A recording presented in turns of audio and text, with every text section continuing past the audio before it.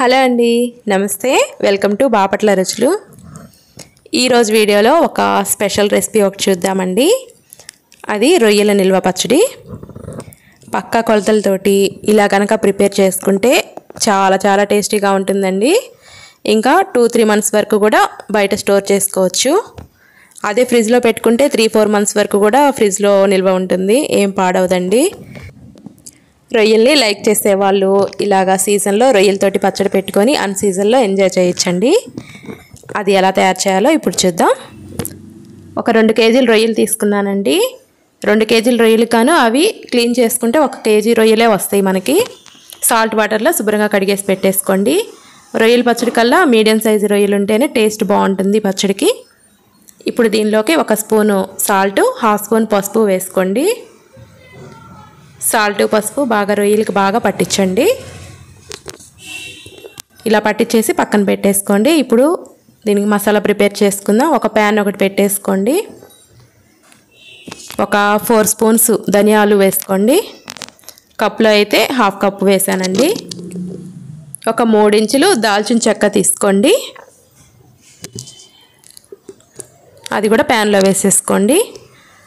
ఒక 6-7 లవంగాలు, ఒక 4 యాలకులు ఇవి వేసుకొని లో ఫ్లేమ్లో వీటిని బాగా ఫ్రై చేసుకోండి. మాడిపోకుండా కొంచెం కలర్ మారి మంచి స్మెల్ వచ్చే వరకు వీటిల్ని ఈ విధంగా ఫ్రై చేసుకోండి కలుపుకుంటూ. అవి ఫ్రై అయ్యాక స్టవ్ కట్టేసుకున్నాక 1 స్పూను జీలకర్ర వేసుకోండి.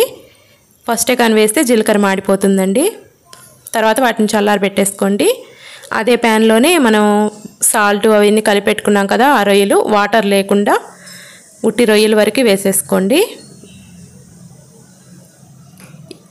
హై ఫ్లేమ్ పెట్టుకుంటూ ఇవి బాగా కలిపేసుకోండి.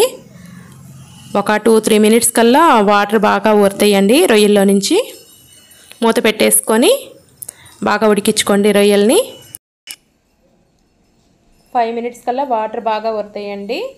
తర్వాత మూత పెట్టకుండా ఈ విధంగా నీళ్ళని ఇంకిపోయే వరకు రొయ్యల్ని బాగా ఉడికించుకోండి. వాటర్ అయితే మొత్తం ఇంకిపోయినాయి, ఏం లేవు. ఇప్పుడు రొయ్యల్ని వేరే ప్లేట్లోకి తీసేసుకోండి. తర్వాత అదే ప్యాన్లోనే 250 గ్రామ్స్ వేరుశనగ నూనె తీసుకున్నానండి. ఈ శనగ నూనె కూడా ఆ ప్యాన్లో వేసుకొని ఆయిల్ వేడి చేసుకోండి. శనగ నూనె కానీ లేదంటే నువ్వుల నూనె కానీ తీసుకోండి, పచ్చడి కల్లా టేస్ట్ బాగుంటుంది. ఆయిల్ ఫ్రై అయ్యాక రొయ్యలు మొత్తాన్ని ఆయిల్లో వేసేసుకోండి.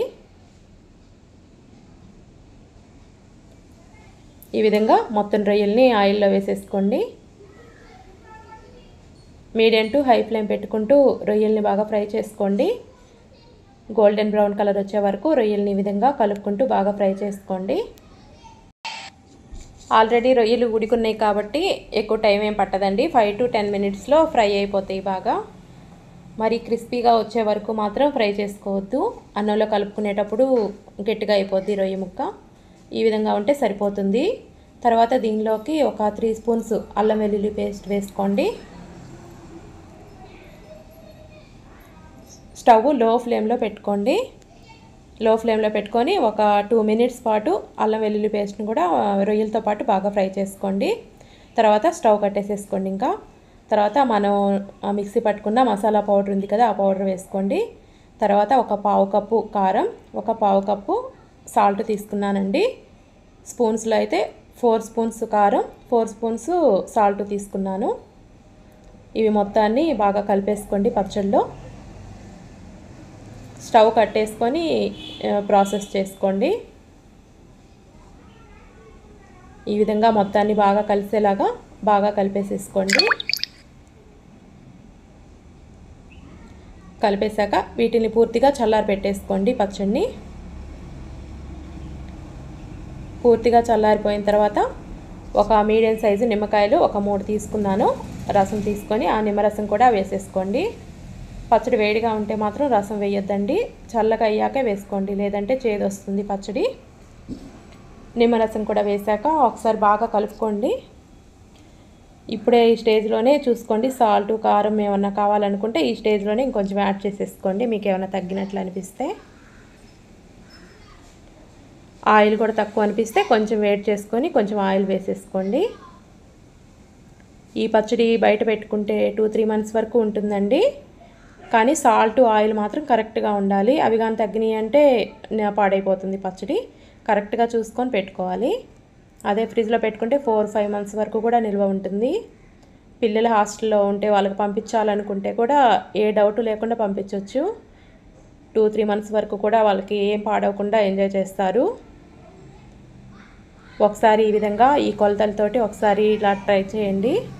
చాలా బాగా వస్తుంది టేస్టు. ఇంకా ఎక్కువ టైం కూడా పట్టదండి. చాలా క్విక్గానే చేసేసుకోవచ్చు. రైస్లోకి, దోశల్లోకి కూడా చాలా బాగుంటుంది. ఒకసారి ట్రై చేయండి. ఎలా వచ్చిందో కామెంట్ చేయండి. Thanks for watching.